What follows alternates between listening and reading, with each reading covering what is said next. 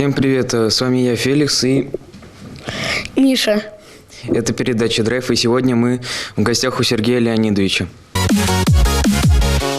С правой ноги назад. Скип. Цель. И.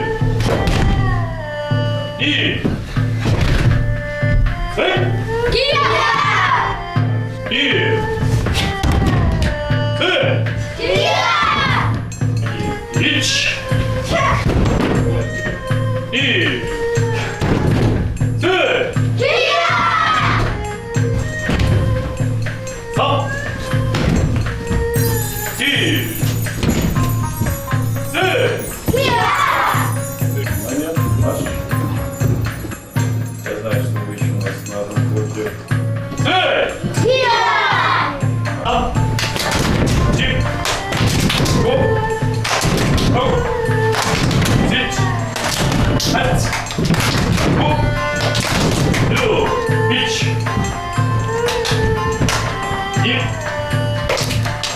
Сам. И. Сам. Валим. Тип. Гоп. И. Сам. Сюда. Три. Ё. Янсанда. Ач. И. Сам.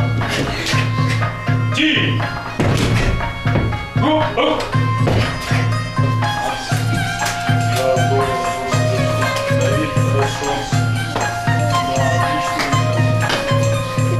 Ни. Сам. Тич. Хоп. Хоп. Хать. Ху. Цель. Ти. Сам. Ти. Цель. И. Сам. Ти. О. Цель. Хорошо. Сам. Лестница. Ти. О. Оп. Ти. Да. Давай тяжелее. Хать. Да. Хоп. Да. Цель. Ты кушуда? Ач. И. Сам. Ти. О. Оп. Тити. А тисель? Сергей Леонидович, как называется ваше искусство и как вы давно к нему пришли? Наше искусство называется карате. Я занимаюсь уже 20 лет. Это искусство самозащиты. И оно на протяжении всех лет помогает мне защищать себя, защищать своих друзей и помогает мне раскрываться и быть самим собой. В карате есть много направлений. Каким именно вы занимаетесь? Я занимался борьбой. А почему борьба отличается от карате? Я занимаюсь всестилевым карате. Это официальный вид спорта, по которому можно выполнять разряды, нормативы, звания кандидата в мастера спорта, мастер спорта международного класса. Сам я выполнил звание мастера спорта по всестилевому карате в прошлом году. Карате отличается от борьбы тем, что карате является школа воспитания, японская школа воспитания. И попадая в карате, человек не просто учится самозащите, броскам и ударной технике. Он воспитывается, прививается уважительное отношение к старшим, закладываются азы постановки целей и развивается в детях воля к победе, упрямство, целеустремленность, желание идти вперед и никогда не сдаваться. Я ходил на борьбу, и там все по-другому было, чем здесь. Почему они так сильно отличаются? Карате отличается от борьбы тем, что здесь есть удары руками, здесь есть удары ногами, есть еще бросковая техника. Помимо этого в карате есть еще раздел ката, где изучаются различные приемы и работа по воздуху с соперником. Но сам лично я занимался борьбой, самбо. У меня 3 года тренировок за спиной, конкретно самбо. Я очень любил этот вид спорта, и приемы самбо я использовал в карате, так как броски, подсечки, они очень мне сильно пригодились и в моем виде спорта. А почему вы ушли из самбо в карате? Дело в том, что когда я занимался самбо и встречался с хулиганами на улице, я делал им броски, и на этом все заканчивалось. Как бы не было продолжения. И никто вроде бы не победил. Просто я сделал бросок там хулигану одному через бедро, и тем самым я, получается, победил. Но конкретного действия такого, чтобы меня он начинал бояться или как-то уважать, вот такого не было. И знания карате мне помогли обучаться приемам, драться руками, ногами, и дополнил я эту технику бросковыми приемами. И в течение долгого времени эти приемы верно служат мне для защиты себя и моих друзей. Мы вот когда заходили к вам в зал, мы видели очень много кубков. Расскажите, пожалуйста, где вы каждый кубок достигли? Я 6 раз выиграл международный турнир по карате, турнир имени Виктора Васильевича Горбатко. На этом турнире собиралось очень большое количество спортсменов, около 800 до 1000, и мужчин в категориях, в абсолютно весовой категории доходило от 20 до 40 человек, из которых было по 5, по 6 мастеров спорта. И конкуренция была на высочайшем уровне. Выигрывать там это просто очень трудно и практически невозможно. Но каким-то чудом мне удалось в течение 6 лет, с 2013 года по 2018, занимать на этих соревнованиях первое место. Я выигрывал именитых спортсменов с 2013 года. Каждый год так получалось, что я попадал в финал. И во время финального боя все соревнования останавливали во всем зале. И где-то 1500-2000 человек, зрителей, смотрели на финальный бой. Перед финальным боем выступали кремлевские курсанты, выступал спецназ с показательным выступлением, стреляли даже с автоматов холостыми патронами. И после всего этого мероприятия проводился финальный бой, в котором мне удавалось 6 раз подряд в течение 6 лет выигрывать. Это, конечно же, огромнейшая честь и очень большое уважение оказывают победителям. Для меня это было очень приятно. Помимо этого, в 2014 году я стал чемпионом Европы по карате в Чебоксарах. В 2016 году в Италии мы с друзьями по сборной России заняли первое место в командных боях на чемпионате мира по карате. И в 2017 году в Сербии, в Белграде, я смог занять 2 первых места в личном выступлении и в командных боях. 2 золота привез я с того чемпионата мира по карате. Мы заходили, и я видел то, что у вас были ровесники моего года. Но вы обучаете взрослых? Да, я веду занятия как с школьниками, так и с дошколятами. Также я работаю и со взрослыми. Иногда ко мне приходят отцы моих учеников, и мы с ними работаем индивидуально. В одно время ко мне приходило до 5 отцов. Я был очень горд этим. И 3 мамы тоже приходили. Всего взрослая группа у меня тогда была 8 человек. Но на данный момент сейчас пока работаем индивидуально, по записи, тренировки продолжаем. Сейчас пандемия, во время пандемии, конечно же, у всех трудности. А с кем тяжелее, со взрослыми или детьми? Очень хороший вопрос.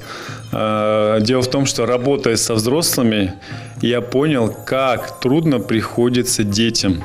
Потому что даже взрослые иногда сразу не въезжают. Они путаются как первоклассники.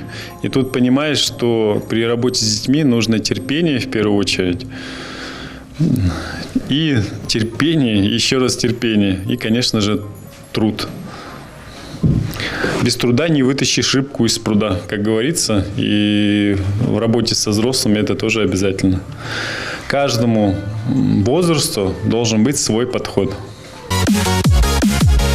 Мы сегодня видели очень много поясов желтого, оранжевого и белого цвета. Расскажите, пожалуйста, какой из них значит что? В карате есть система уровней, и они идут по поясам. Сначала идет белый пояс, потом идет желтый пояс, оранжевый, красный, зеленый, синий, коричневый и черный. По мере того, как ученик приходит в зал, к нам сюда, он сначала имеет белый пояс. Получается, он пока еще ничего не знает. По мере того, как он изучает, занимается, трудится, его пояс начинает темнеть. Цвет пояса – это в первую очередь показатель труда спортсмена, показатель труда ученика. Чем больше он трудится, тем темнее становится его пояс. В какой-то момент он еще позанимался, его пояс из желтого превращается в оранжевый, потом становится красным, потом еще темнеет, и еще уже коричневый и становится черным. И не зря говорят, что черный пояс пашет по черному. В первую очередь черный пояс – это признак, показатель труда ученика. То, как он тренируется, то, как он занимается. И совершенно эта работа отличается от того, который только-только приходит в зал. Да, дети приходят с белыми поясами, они еще пока приходят сюда играть. Но по мере того, как они занимаются, втягиваются, вовлекаются, они становятся более сильными, крепкими, целеустремленными. И каждая сдача экзамена на пояс, они сдают экзамены, повышает свой уровень подготовки. И общую физическую подготовку сдают, и знания приемов, и знания техники. Когда они показывают соответствующий уровень, они заслуживают права ношения того пояса, на который они сдают. Вот таким способом постепенно, через труд, дети приучаются достигать своих целей. А что такое данные? Данные – это тоже показатель мастерства каратиста. Есть черный пояс, первый дан. Вот для некоторых черный пояс – это как бы потолок, только все заканчивается, но на самом деле с первого дана только все начинается. Вот с этого пояса, с этого уровня начинается самое настоящее карате. И каждый элемент, каждая техника становится не просто игровой, а становится частью жизни каратиста. Она входит в его в плоть и кровь, она является частью его самого. И это очень интересно. Через 2 года можно сдавать на второй дан после сдачи на черный пояс. Через 3 года после сдачи на второй дан можно сдавать на третий дан. И так далее до 10-го дана. Как правило, уже люди, которые доходят до высоких данов, это 7-й, 8-й, 9-й, они уже являются зрелыми мужчинами. Кто-то уже за 60, кто-то уже за 70. Уже проявляется не сколько их силовая подготовка, а их мастерство и умение быть великолепным организатором. А как ваша семья относится к тому, что вы занимаетесь карате? Моя семья давно уже привыкла к этому. Сначала было трудно отпрашиваться от семейных каких-то дел. Например, нужно сажать картошку, а у меня там соревнования где-нибудь в другой стране. Конечно, немножко было непонимание, но мы правильно расставили приоритеты и просто договорились. И успеваем в итоге и выступать на соревнованиях, и какие-то домашние дела, бытовые дела тоже дома успевать. А правда ли то, что вы занимаетесь не только карате, но танцуете и поете? Да, это правда. Я целый год занимался латиноамериканскими танцами, и очень интересный опыт, который помогает проявить себя не только как спортсмен, но и как артист в какой-то степени. И это помогает раскрываться, это помогает становиться гибче, что отображается и помогает лучше выступать на соревнованиях. Помимо этого я еще и занимаюсь вокалом, пою. Был такой опыт, что я пел на сцене. Это мне помогает подходить к тренировкам не только с технической точки зрения, но и с творческим.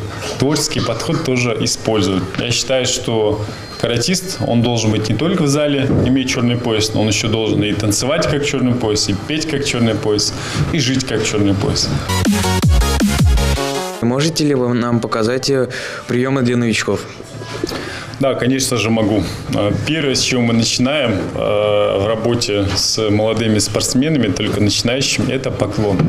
Есть такая заповедь в карате, что карате начинается с вежливости и заканчивается вежливостью. Карате начинается с поклона и заканчивается поклоном. Пятки месяца на слёз, если ты пошел. Поклон.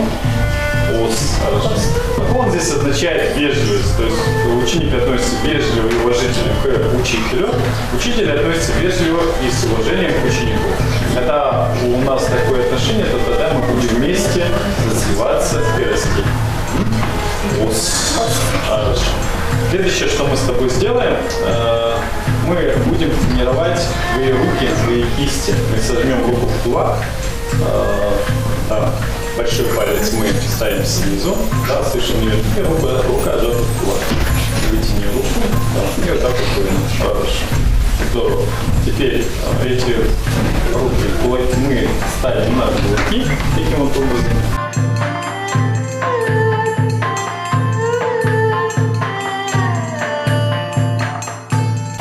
Следующий прием, который можно сделать, еще так же, да, учиться бить руками. Мы здесь стоим, руку сюда, да. Эту руку мы сейчас будем убирать назад, раз, сюда, да. 2, 3, хорошо. А эту руку вперед, раз, вместе, да. 2, вот это все на месте. Спина прямая, здесь поработают только руки. 3, 4, 5, 6, 7, хорошо. И давай теперь сделаем как можно быстрее. Раз, да, 2, 3, 4, 5, 6, хорошо. 7, 8, 9, 10. Вы когда читали в зале, вы по-другому, не так, как раз, два, три. Да, совершенно верно. Я считал по-другому, я считал на японском языке. Спортивный японский язык, мы также учимся говорить на нем, обучая детей и подростков.